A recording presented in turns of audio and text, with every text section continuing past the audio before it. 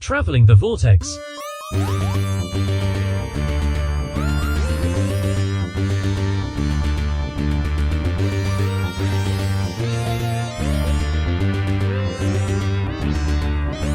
We've joined the great emoter as he travels the vortex and arrive at episode 548.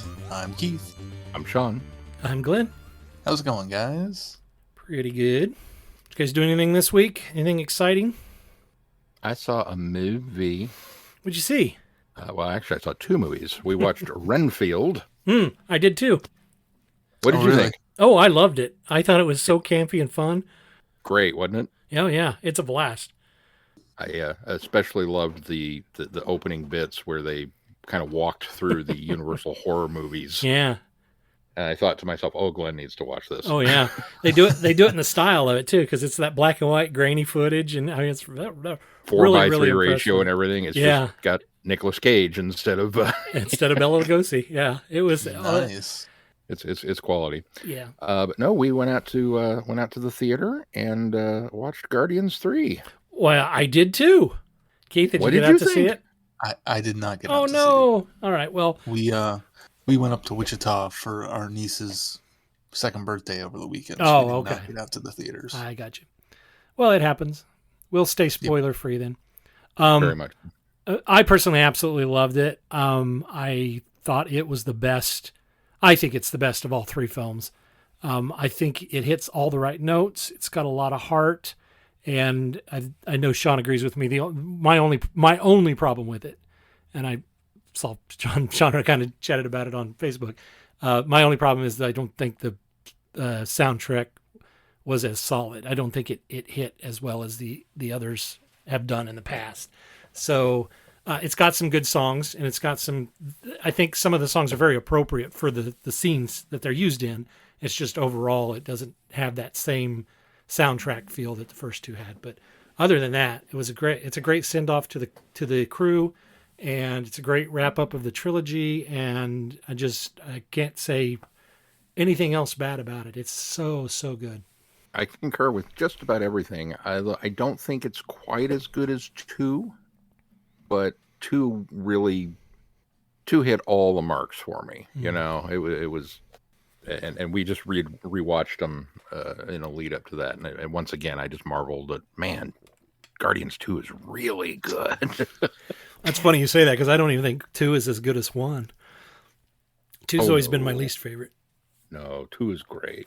It's good. I love it. It's a great film. Don't get me wrong. I'm not putting it down in any way, but I think the first one is a much better crafted film. I think maybe 2 has a little more heart, but I think 1 is it's more enjoyable, and it's like I say, I think it's better paced and better crafted than the second one.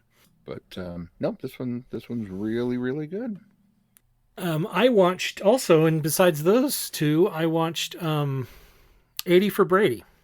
How was that? I was actually well pleased with it, and it sort of, this is going to echo what you said about a film you watched, the Fletch film that you watched. It really feels like a film from another time.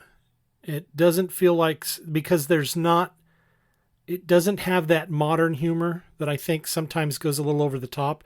It's got this really well-balanced humor. Now, granted, it's probably aimed at an older audience, because all of these ladies, with the exception of Sally Field's character, are in their 80s. And so, and even though I'm not a big fan of Tom Brady, I still think he's a cheater, but that's one thing that's preventing me from watching it, quite honestly. But it's still an enjoyable film, and his part in it does make it, a little heartwarming. So I gave it a little sympathy, but I just don't like the guy still. But but no, it's good. The gals in it are hilarious. I think everybody gets, what I think was really good is nobody outshines anybody else. Lily Tomlin, Jane Fonda, Rita Moreno, and Sally Field, to me, all get very much equal time. And while they all kind of have side stories going on, it never gets too far away from their group thing. And so I think that they keep the little side stories going, but also keeping the momentum going for the main story that they're telling, and it works really well. Nice. I think the other thing would be I finished Mandalorian finally. And I think the last 2 episodes are good. They're very enjoyable. They're kind of what I wanted for the whole series. The last episode, the second last was good, but the last episode, man, that thing is epic. That thing is a lot of fun. But it kind of made me forget about the previous episodes that I didn't care so much about. And I do think that those sort of set up what happened, some of the things that are revealed in this particular episode or these 2 episodes. The problem is it's still very unnecessary. Both of those were very unnecessary. The main surprise could have just shown up and had a little explanation and gone on. So I wanted more of these last 2 episodes throughout the entire series. And they didn't have to be, hyper focused on retaking Mandalore, but I think that if we'd had more of those Mandalorian-centric episodes rather than doing kind of these side missions, I think it would have been better. I liked it. Yeah, it still didn't stop me from enjoying it. Have you watched any of Young Jedi Adventures yet? I haven't. We watched the first episode. It's cute. I mean, it's a Disney Junior show, so it's akin to Spidey and His Amazing Friends, but it's so far it's cute. Set during the High Republic, so it's kind of cool. Different time period, at least. I actually finished Picard. Oh, go ahead. What did you think? It was good. I liked it a lot. It was the whole ride was totally worth it, and heads and shoulders above the first 2 seasons. However, I wish they were a little bit more consistent in acknowledging the first 2 seasons. Because there's a giant plot point that takes place near the end of the season that overrides and overlooks a giant plot point from season 2. Then the post-credit sequence acknowledges season 2. So it's like they started to ignore season 2 and then they decide not to. So I wish they would have kind of been a bit more consistent. Or at least had a drop line of what's going on here. I thought this was the situation. Something to acknowledge it. But other than that, I really enjoyed it. Really good. Hello, fellow time travelers, and welcome to the Doctor Who Target Book Club podcast, the only podcast to discuss, in story order, all the Doctor Who novelizations. My name is Tony Whitt, and every 2 weeks or so, I'm joined by a 2 to 3 person discussion panel, including our so-called expert who's been a Who fan since 1979. That would be me. We also get the views of intermediate, casual, and novice fans who either have never seen the show or who have never read these books until these podcasts, including Dalton Hughes and Alison Fitz-Seyfried. You can find us on iTunes, Stitcher, Spotify, or wherever you find good podcasts, or even ones like ours. You're listening to Traveling the Vortex, a Direction Point podcast. All right, well, let's move on to news. They have announced that Jonathan Groff is joining Doctor Who in season 14 with Ncuti Gatwa. I'm kind of excited. I think that's kind of cool. I had a thing for this, and now I don't remember what I was going to do. My first words were, I wonder if he's going to play King George. Well, did you see the picture that they released today? Yeah, that shot. Or I guess yesterday, and it's got them in Victorian Guard, maybe. That's what it looked like to me. So it looks like it's going to be a period piece. They said he's been in. Let's see. I guess it was the 10th that this was posted, and they said that he's in Cardiff now, filming the scenes. So, it's a mysterious key role, it says.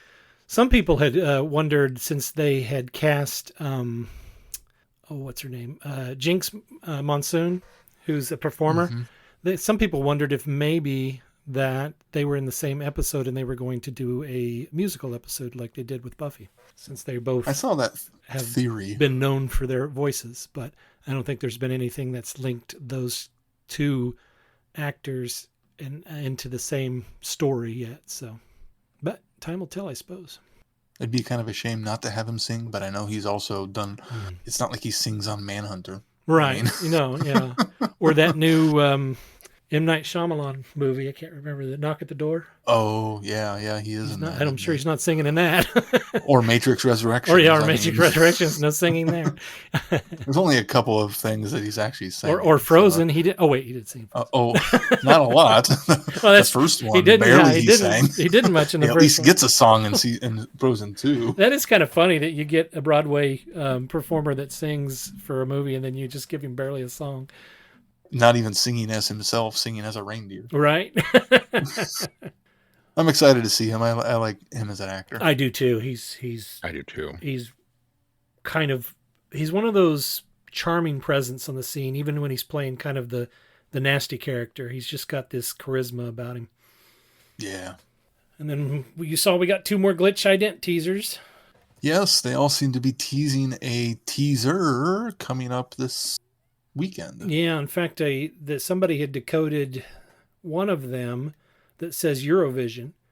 And so now people are presuming that they're going to drop a teaser during the Univision competition, which is going on this weekend. Which makes sense. These sort of little teasers usually are teasing a bigger teaser. Mm-hmm. So it makes a lot of sense. Right. And that's just it. I think that they were putting the hints in there so that people would figure it out, so that they could drum that excitement up for people. Also, I think Eurovision, especially in Europe, is just such a big phenomenon that everybody's watching anyway. So it's not like you have to advertise it, but it does push more people to, more eyes to Eurovision, as well as, waiting for that trailer to drop. So it's a good collaboration, I think. Yeah, absolutely. Agreed. Well, and our last bit of news is Doctoberfest, Who America's annual 3-day festival celebrating Doctor Who, has a special guest this year.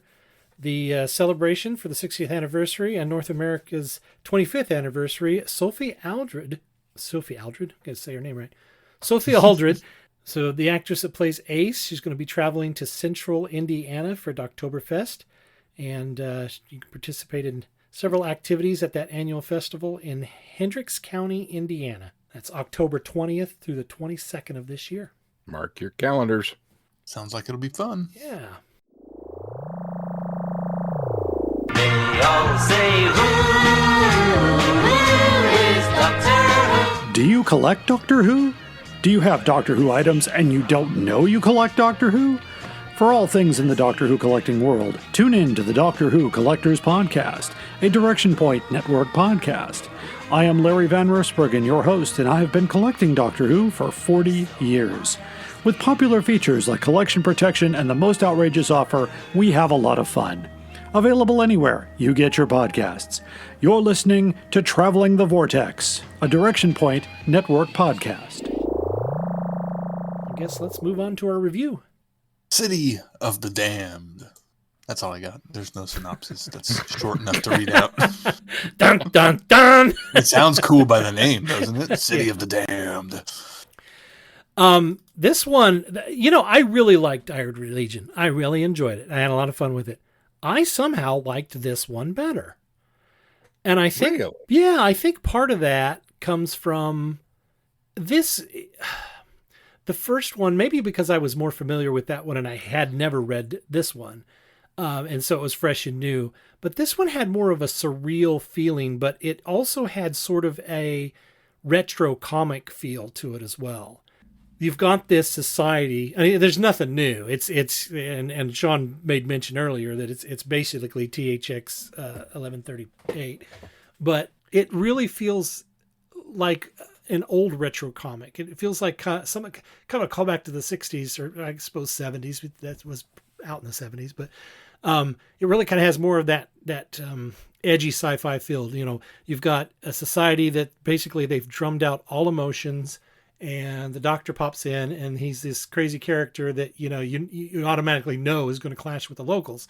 And then what I really like is the over-the-top, almost tongue-in-cheek rebels who come in, and each one of them is displaying a different side of emotion as part of their rebellion. And they're each focusing on one emotion so that they can maintain that when they break everybody kind of free, Return Society, that they all have something to sort of give back to everybody. And it's like they're trying really hard to live within their emotion that they have. And so it creates these really kind of incredibly funny and quirky characters. And then you've got this other sort of faction that is what this original society was trying to drum out, which was the hatred and the bad. But you have these really angry guys as well that also sort of have to be thwarted. And then we've got these, parasite bugs that, feed on you, but they can't feed on anybody that has adrenaline. So we have to go to the Brain Trust to convince the Brain Trust that they need to allow the people to have emotion again so that they can survive these worms that are being unleashed on the city.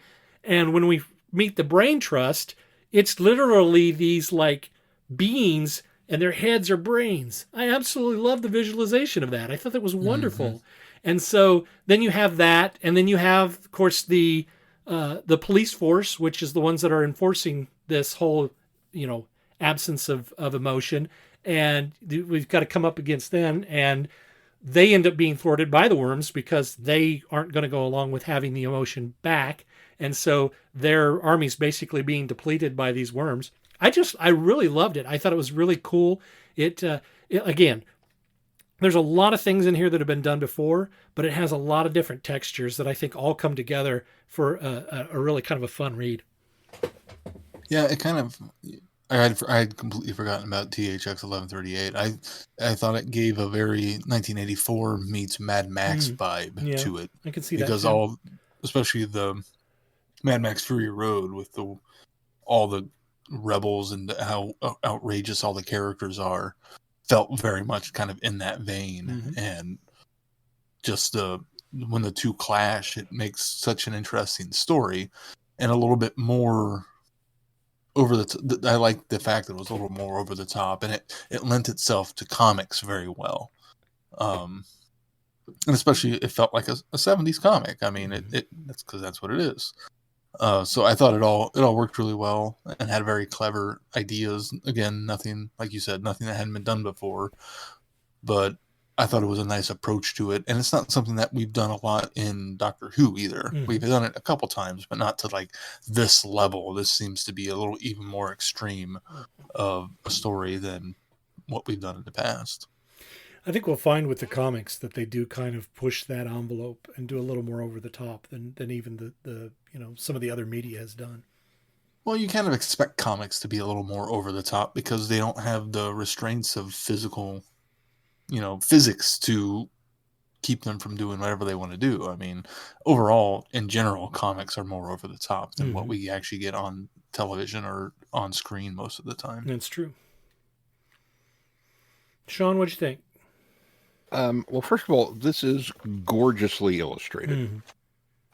And it really embraces the comic medium. I think Dave Gibbons has just got an absolute flair for Doctor Who stories because his art really seems to delve in and bring these worlds to life. It feels like a Tom Baker episode. Being more fanciful, maybe, with a bigger budget than what most of them get. But that, kind of nuts and bolts universe.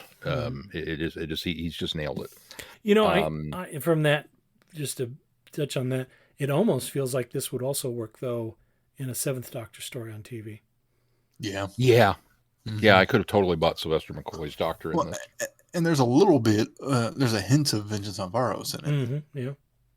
Well, or even pre-Vengeance on Varos. Even Paradise Towers, and there's shades of Paradise Towers and Happiness Patrol in this. Yeah. Oh, especially Happiness Patrol. But it's a fun story, yes. And when it initially started, and the kind of opening setup pages, I was like, oh, it's THX 1138. Okay, cool. Because if you're gonna borrow from the best. And it's just it's another one of those nutty ideas that it's so outlandish it could only work in Doctor Who in some ways. The idea that, they've been dedicated to one specific emotion. Mine is humility. Will you please step on my face? I'll give your foot a rest. And it's like, okay. I mean, it's just in any other sci-fi show or franchise or comic, you would be going, what?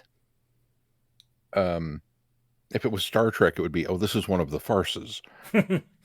But here it's just Tuesday, and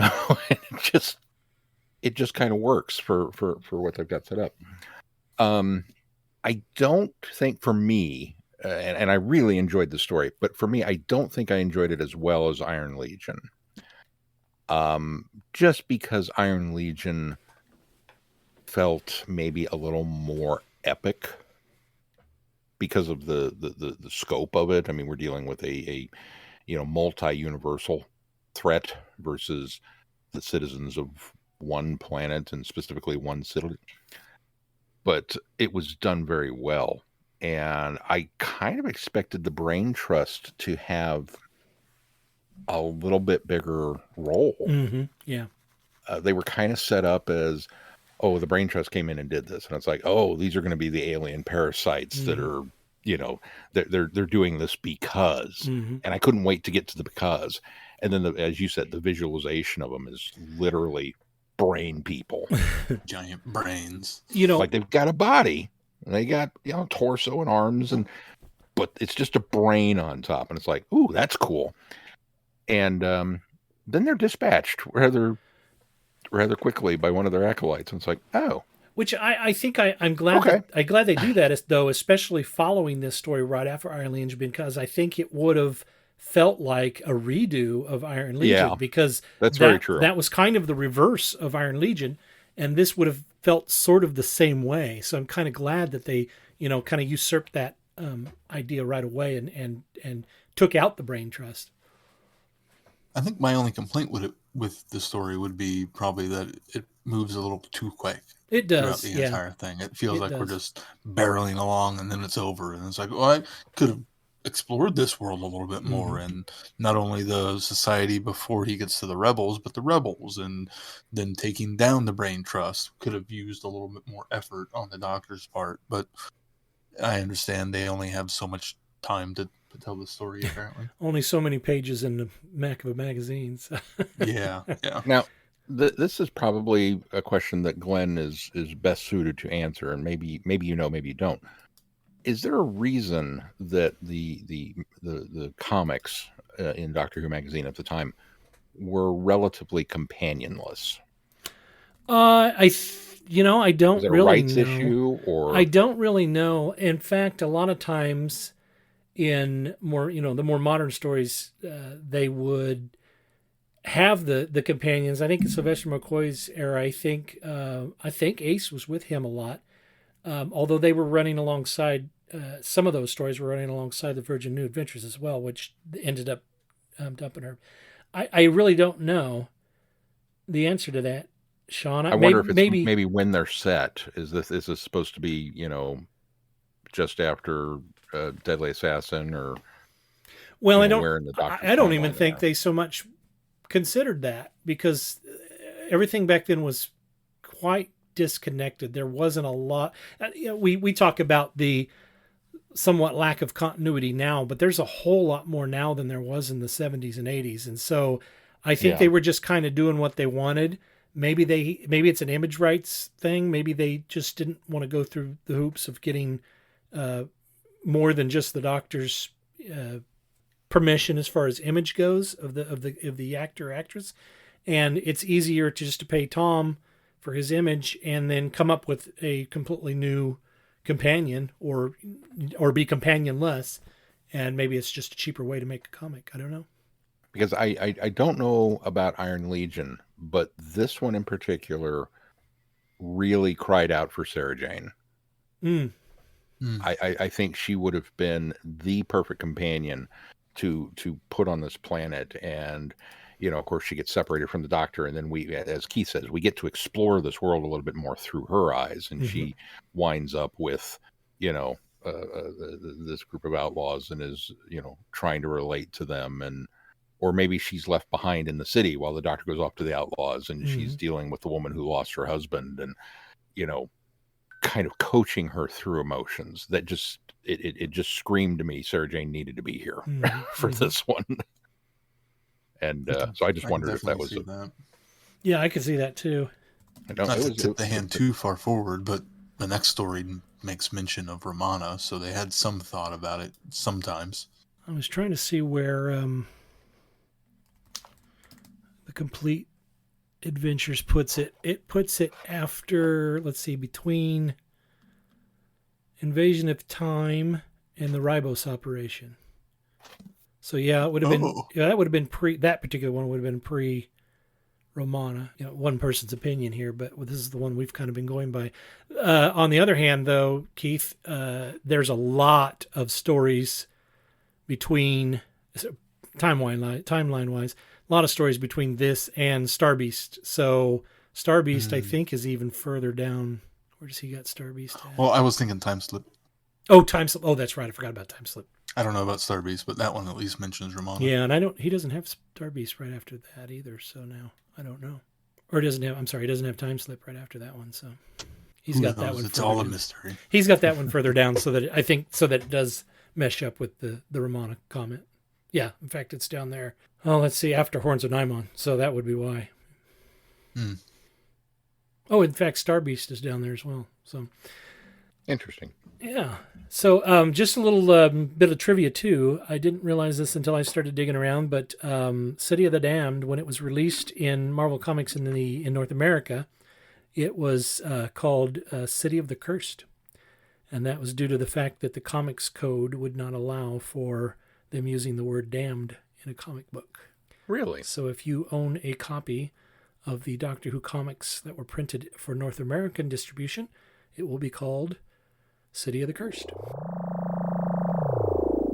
Hi, I'm Rupert Booth. I am known as Paul Ferry. And my name is Barry Williams. Together, we host Time Ram. Time Ram's a cruel mistress. It's a random number generator. That also. We roll a number from 1 to 13, and that's our Doctor. Then 1 to 300 for the story, and then we ram them together. Even if it doesn't make sense. Cruel, I tell you. Time Ram, putting the wrong Doctors in the wrong stories, so you don't have to. You're listening to Travelling the Vortex. All right, well, let's move on to our next one, and a little bit of a primer here, because this is an ongoing story now that's happening in the comics with the 14th Doctor picking up right after Power of the Doctor.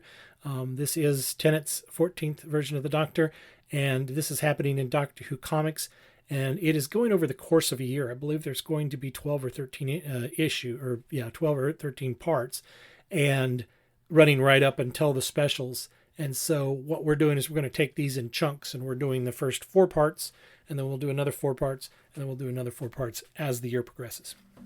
Keith, do we have a synopsis on this one? We do not. Oh, well, we'll just jump right into it then. Okay, so y'all remember how we were on the cliff, and Jodie Whittaker threw her arms out, and the regeneration started, and David Tennant showed back up, and we were all like, what? Mm-hmm. That's where this picks up. Yeah. Yeah. Pretty much. I'll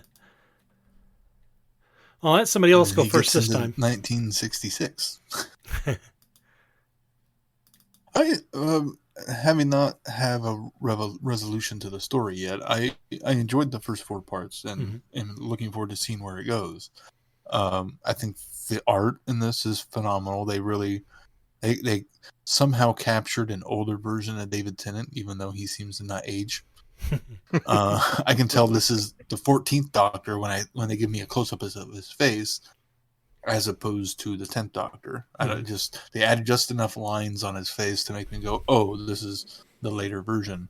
And the story initially seems like it's, a standard Dalek story until things kind of take a turn, and I don't have a resolution, so I want to know what happens next. But knowing that whatever's going on with these time traveling aliens that seem to be just tourists stopping around, and Daleks not actually getting to kill him makes me very intrigued and want to read more.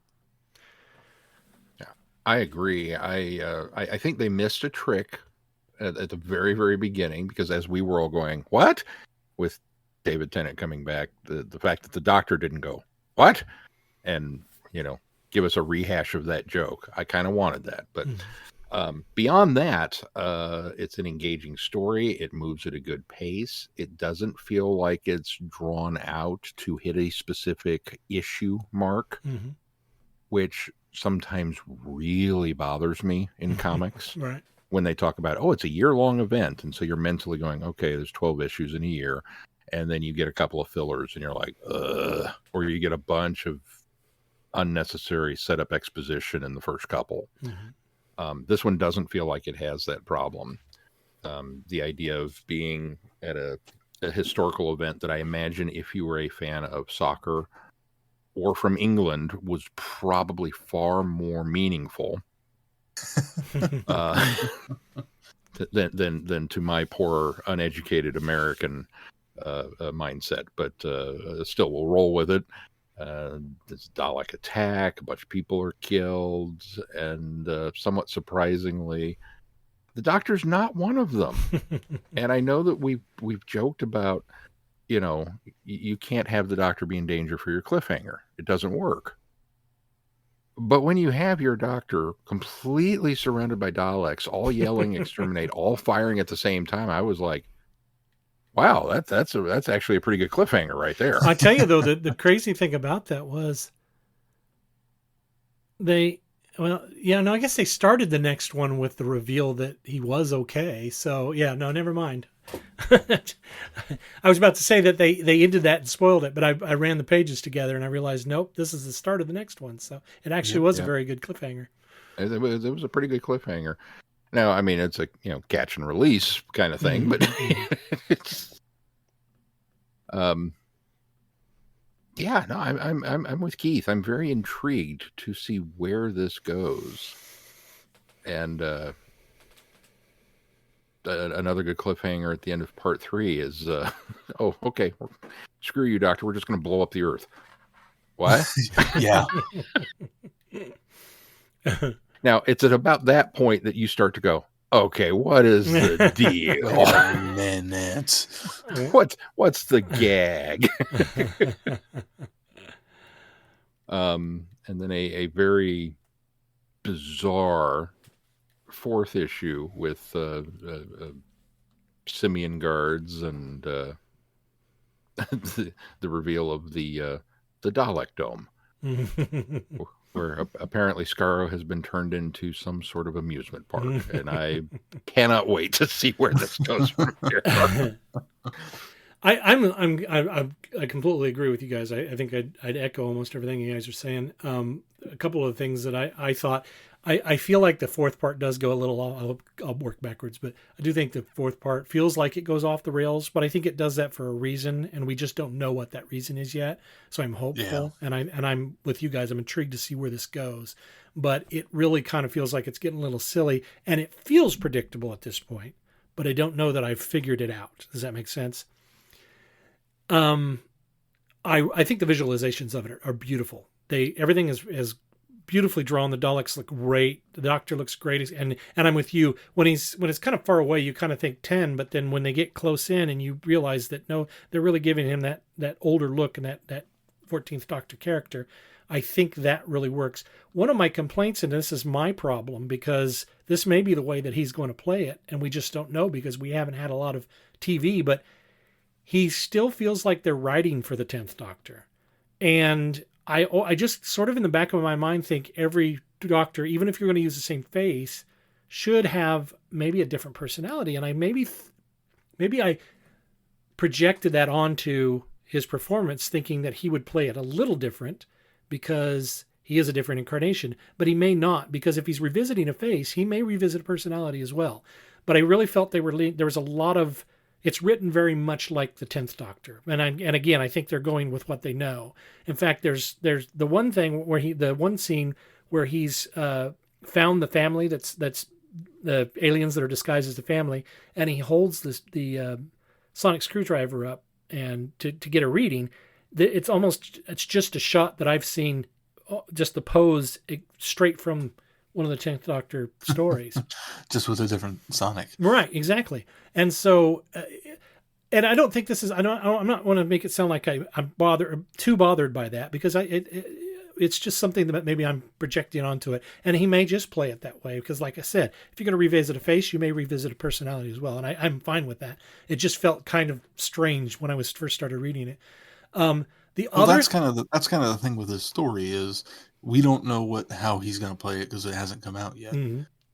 And so it's a mystery, Mm-hmm. but at the same time, you couldn't do this story unless it was a familiar face, because they wouldn't know how to write that Doctor either. So it's a kind of a catch-22 of they couldn't do a poster generation story in comics when we haven't had any of the actual televised Doctor with Jodie Whittaker or even Peter Capaldi, because we wouldn't know anything about them or how they would perform. But we kind of have a decent idea how David Tennant might play the role. And that's probably why, for the very first time in Doctor Who comics history, we're actually getting story before this Doctor's proper first appearance too. So this has never happened before. They've never introduced a Doctor and then gone on in the pages with the story to then later pick up in the series. And so this is kind of unique. So you're right. That does afford them an opportunity to be able to do that. Yeah, I think it's also a very clever nod to the art, as Keith was mentioning earlier, that this for sure looks like an older David Tennant. So we get these very familiar poses. We get a lot of, there's that classic 10th Doctor stance. There's that classic, here I've got the screwdriver, here I've got the, his eyebrows raised a little bit. And yet it's not. Mm-hmm. And it just, for me, it just kind of served as a constant reminder of, nope, this is 14. Nope, this is 14. You're having too good a time now. You can't slip back into 10 mode. This is 14. That's what they do right too, by doing the lines in his face, especially and doing a lot of close-ups so that they can get that older projection in there. I think that they're doing a service for it, because it does remind you this isn't 10, this is 14. Regardless of how he's acting and the face that he has, he is a different version. And so I do appreciate that they're doing that. I'm sure without seeing the artwork, people are listening to us going, man, we're making David Tennant sound old and decrepit. Well, no, but he certainly... He's like the Crypt Keeper. He's so wrinkly. He does show his In the art, they probably give him more lines than he actually has. Yeah, that could be. My other thing, and this is not a complaint, because, and I'll explain why, the alien family, when they're revealed, they're just really sort of plain Jane. They're just sort of generic. But while they're very generic, they are also, it's very, very Doctor Who feeling, especially classic Who feeling. It has that kind of vibe. And so I'm actually okay with it, even though they don't feel very creative. It completely works for a Doctor Who story, especially something that starts to get a little silly with them taking selfies, with all the chaos in the background. So I think it works really well for the characters. But I agree with you guys. I'm really intrigued to see where this goes, because it looks like it may be going a certain direction, but then again, we're only halfway there, so it's probably going to shift gears again on us before we get to the end. I'm quite curious. You mentioned the Daleks and how great they look, and wow, do they look great. I'm quite curious to know if this is like a digital cut and paste of that. Okay, we designed a Dalek and then we're just going to copy them all over the place, or if they're actually hand drawn by I mean, I don't want to take anything away one way or the other. That's still an impressive accomplishment either way. But because even the Doctor comments that, they all look the same. Yeah. And he says, I don't mean that like this. I mean that like you literally all look like the same Dalek. That's going to play into the mystery later. But there could have been some computer tweakery. I wouldn't put it past a artist to do that, but then again, a really good artist could just draw the exact same thing over and over. So It's true. The Supreme looks really great. yeah, the Supreme looks Yeah. wonderful. Well, very good. Well, I'm looking forward another to winner. looking forward to continuing this series. So, and it gives us a little bit of the new Doctor as well. You are invited on an adventure across all of time and space. In a completely random order. It's the Police Box in the Junkyard podcast.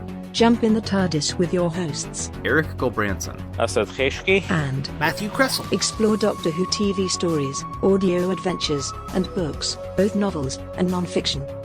The Police Box in the Junkyard podcast. It's the entire Whoniverse. On shuffle. The Police Box in the Junkyard podcast is a member of the Direction Point Network and is available about once a month wherever you find your podcasts. You are listening to Traveling the Vortex. All right, Sean. Well, what do we got coming up on the schedule? Our march toward the 60th continues. Coming up next, we delve into another part of the 60th anniversary with Big Finish's ode to all things Doctor Who, Once and Future, Past Lives, which will be a audio event, and we'll be doing that in piecemeal segments as they come out, so you can look forward to that next time, followed by us getting back into Time War with Gallifrey, Time War 4, which is part of Act 3 of the overall Time War scheme. And then some more of Season 6B as we get to an actual novel, World Game, which is a past Doctor adventure from BBC Books. And more good stuff to come. And I should say, we'll remind you when we get a little closer as well, but I should say in that week before we do World Game, we probably will take a break in there. So just a heads up, if we go away for an extra week, don't worry, we're coming back. Books take a lot of reading. Yeah, that's right. We want to make sure we have the right time to process all of it. All right. Well, of course, if you get any value out of this podcast, why not consider putting some value back into it? You can do that by going to our website, travelingthevortex.com, clicking on that Patreon link, and consider supporting us. When you become a patron of this podcast, you can unlock more audios and specials from us. And, of course, just even $1 a month. That helps us keep the lights on here at Traveling the Vortex. We, of course, want, if you can do more, we would love to have more. But, even at the very least, just $1 a month helps. Also, please consider giving us a 5-star review wherever you subscribe to the podcast. It helps bump us up in ratings, recommendations. It gets the word out there, gets more listeners, gets more content from us. Anything else we need to touch on before we close this program? If not, until next time, I'm Glenn. I'm Sean. I'm Keith. Cheers. Good night, everybody. Be seeing you. Thanks for listening. You have been listening to Traveling the Vortex. Doctor Who and all of its associated programs are owned and trademarked by the BBC. No infringement is intended or implied. Direction point! Direction point! A Doctor Who podcast network.